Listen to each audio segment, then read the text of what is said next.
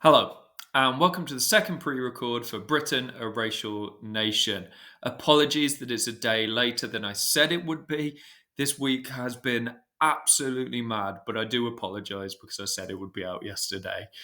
What we're going to be doing in the next 2 weeks is, first of all, looking at the Vikings, the Viking invasion, and what impact it had on the people who were living in Britain. And then the week after that, we will be looking at the Norman invasion. So, two of the most important invasions in English history, and we'll see what impact it had on Anglo Saxon Britain, for the want of a better term. So, first of all, we're going to pick up where we left off at the end of last week. This is following the period of Christian unification that happened in Britain to the seven different kingdoms that we talked about last week.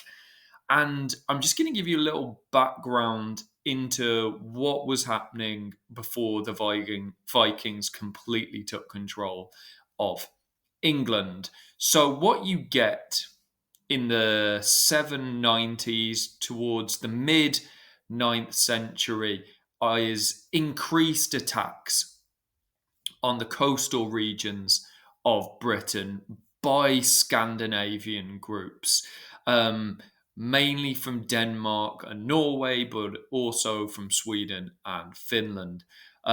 These groups were not completely unified by any stretch of imagination. A lot of them were just, sole kind of crews, two or three ships looking for anything they could steal.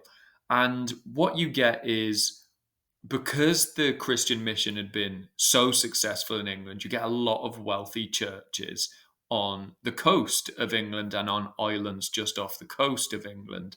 So it makes sense that raids would begin to happen. And in this time, they become increasingly frequent. And this is a problem for the many monks who live in England because they are not protected. They don't feel like they need protection because they are basically the dominant religion there by this point.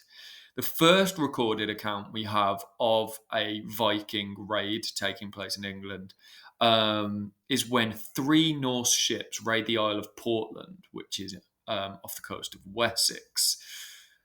This is famous because a fairly wealthy diplomat from England called Beardhuherd was killed when he approached them. There'd actually been a relatively decent and peaceful record of diplomacy with visitors and traders in England. When we think of what had happened with Rome, when Caesar first turned up, there were good relations. However, Beardhuherd was executed by the Vikings, and that really set the standard for how people perceived Viking visitors in this time period. They are constantly being characterized by violent tendencies. Now, there's some element of truth in that, obviously, but we're going to be looking at the historiography of Vikings because that's changing at the moment. As a result of the increasing amount of raids, you get King Offa of Mercia, who we discussed in the last lecture, beginning to make preparation. So it's obviously a concern for the kings of the English island in this time period. As time goes on, they become less like small chancers trying to find wealth and more organized aggression from Denmark and Norway in particular. In 793, there is a famous example of a monastery at Lindisfarne which is sacked. You get 2 years later, Monk Wearmouth Jarrow Abbey is sacked. Many of the monks are killed. There's a major incident on the west coast of Scotland in 806 where 68 of the locals are recorded. So what you get is this external threat that really is a menace to all seven kingdoms, which acts as a unifying device. What I want you to do before we have the lecture on Monday is read primary source accounts from people of the time which describe the Viking raids. I've put that on the Moodle page for week 4, so go and take a look at that. It's only 2 pages. I want you to think about what the content reveals about those invasions, but I also want you to kind of analyze the strengths and weaknesses of those as sources. Now, you have this obviously at first quite sporadic random attacks, and it gains and gains in momentum throughout the 9th century. And basically, from 860 onwards, there's a clear and definitive policy change from the Vikings, where it's a move away from raiding and disappearing to wanting to stay in England and the English Isles, which is a big problem, obviously, for the locals. And this is kind of where you get this idea of people coming over here, stealing our things. This is one of the original of those narratives. In 866, you get the first major city of England falls to the Vikings. The Northumbrian armies in the north fail to defend York, and the king is actually killed. So that is a major problem. And from York, the Vikings begin to take the north, and they successfully repel counter attacks against them. And what you can see on this slide is the movements of the Vikings, who have typically been characterized by boat raids and are now proving themselves to have a good standing army as well. And lots of the vast majority of Northumbria becomes Viking territory very quickly. And this process that we see of the Viking armies moving further south is referred to the March of the Great Heathen Army.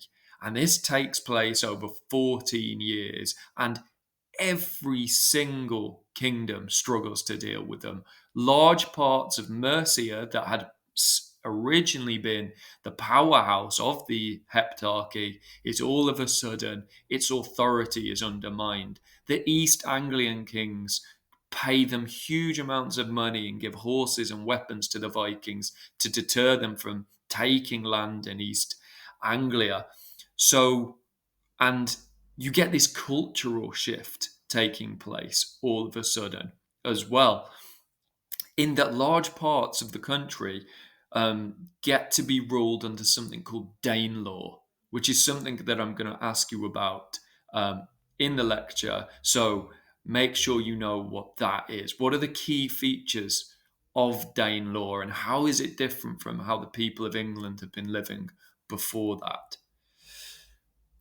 As a result of Mercia being undermined and invaded, the dynamics between those 7 kingdoms that we were talking about last week changes drastically. They had always been the powerhouse, and that is no longer the case because of what has happened with the Vikings. And I'm going to talk to you about King Ecgbert, who is a very important figure in English history.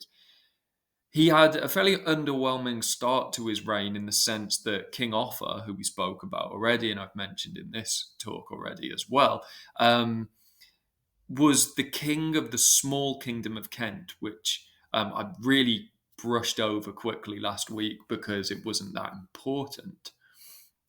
Now, he had been driven out of Kent by King Offa of Mercia, and he went to live in France for a while under the protection of Charlemagne the Great. However, due to a complex series of deaths of the different kings in the different kingdoms in England, Ecgbert returns and becomes the king of Wessex and of Essex, and basically controls the whole of the southeast. Now, this is in a huge part due to the fact that Offa dies and Mercia becomes less powerful. As a result of this, Wessex becomes the dominant kingdom in England down in the south. And for a short time, Ecgbert basically inherits or defeats all 7 kingdoms. And you get, for the first time, a unified England under one king that is fighting against the Danish invasion. So this really is where England begins to unify. It's called the unification of England, and it's because there is a common enemy that all 7 of those kingdoms face, and all 7 of those original kingdoms are politically unified under the role of one king. Now, this changes fairly regularly over time, over the next few decades, in the sense that at times they're not united, at times the Danish are in charge, at times the English in charge. I'm not going to focus on the complicated minutiae of that, but it's important we acknowledge when England is united in the first place. And what happens is relations continue to be tense between England and Denmark way into the 11th century. And this is really where you get a series of weak leaders in charge of a united England. The most famous of which is called Ethelred the Unready, who kind of gives in to popularist opinion. So everyone in England is sick of these Danish invaders, especially after the 980s, where there's a really concerted move by the Danes to gain more territory. So what Ethelred does, he gives out a proclamation that all Danes who live in English territory are to be killed, and that is known as the St. Bice's Day Massacre, which is Friday, November the 13th, 1002. And some people believe this is why Friday the 13th is known as such an unlucky date, because basically what happens as a result of this, a number of important Danes are killed, and basically this sets off full-scale war.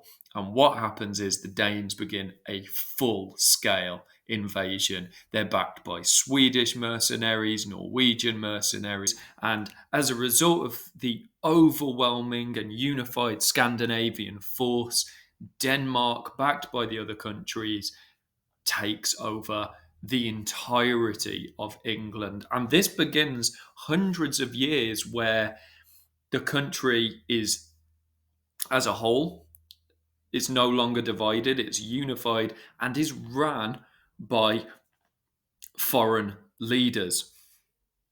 And that's under the rule of King Canute, for the most part, who rules with an iron fist. After we've talked about the Vikings, the following week we'll be talking about the Normans. Now, I'm not going to give you the background that I've given you about the Vikings. What I want you to do is read Michael Clancy's England and its Rulers, 1066 to 1307.